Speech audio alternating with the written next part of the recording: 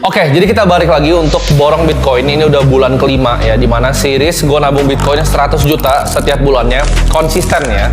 Jadi di sini gue pengen contohin ke kalian secara transparan, biar kalian bisa lihat gitu, ke depannya 2 tahun, 3 tahun ke depan, hasilnya seperti apa dengan nabung 100 juta sebulan. Bulan kelima ini kita masuk di bulan Oktober ya, dari awal gue bikin, udah 5 bulan. Nah di Oktober ini, biasanya disebut, anak-anak kripto bilangnya Oktober ya, jadi kita nggak tahu ini Oktober ya, naik ya Oktober atau enggak. Jadi dari awal Bitcoin ada, hanya 2 kali Oktober itu harganya itu turun ya.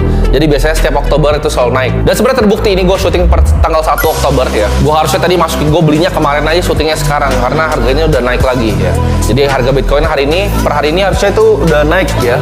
Ini gue lihat adopsi kedepannya bakal luar biasa besar karena ya selalu gue udah ngomong berkali-kali ya, dan kalian udah sering dengar juga mungkin di Twitter, mungkin di tempat-tempat lain, bahwa ETF Bitcoin ini adalah hal yang besar. Dan kenapa? Karena bakal ada marketing push. Kemarin Wisdom Tree udah apply juga, FanEck udah apply, apalagi BlackRock ya. BlackRock itu punya ETF approval tuh 99,8%, dia selalu di approve ETF-nya. Jadi ini nggak memungkinkan bahwa ETF Bitcoin dia udah pasti ke approve. Kita bakal lihat sama kayak gold, waktu GLD ke approve itu terbangnya langsung nih. Kalian lihat chartnya di sini GLD, waktu sebelum di approve dan setelah di approve. Bitcoin akan ngelakuin hal yang sama, jadi udah pasti hit all time high selanjutnya.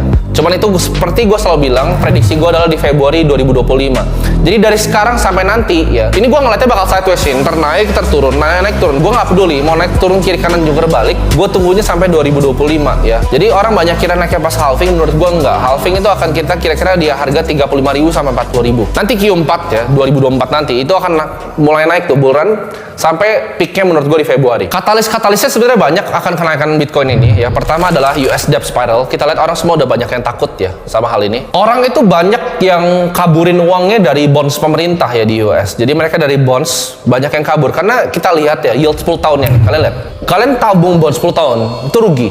Jadi yang mereka lakukan adalah, ini ada capital fly yang luar biasa dari bonds pemerintah ke money market atau ke saham yang udah overpriced ya. Equity sekarang menurut gua di harga sekarang indeksnya mau dari Nasdaq dan S&P itu udah overvalue. Jadi capital ini harus pindah ke tempat lain. Kalau kita lihat dari segi stock to flow ya, kalian lihat di sini, stock to flow Bitcoin itu akan surpass emas punya stock to flow ya di 2024. Emas itu sebenarnya nggak limited supply, karena kalau lu ketemu emas yang baru, kemarin ada baru ketemu emas yang besar lagi ya, harganya langsung drop. Kalian lihat XLUSD langsung drop ke bawah. Kenapa? Karena emas itu bisa ditemukan. Beda dengan Bitcoin. Kalau harga emas cukup tinggi, orang akan gali sampai ke bawah rumahnya untuk cari emas lagi. Sedangkan Bitcoin, supply-nya udah hard cap 21 juta. Nggak bisa kurang, nggak bisa ganti. Dan ini menurut gue menarik karena supply-nya Bitcoin itu udah pindah dari tangan orang-orang yang cupu ke long term holder. 76% ya, udah di atas dari 75%. Itu semuanya di long term holder yang nggak pernah gerak setahun lebih. Jadi para weekend ya, yang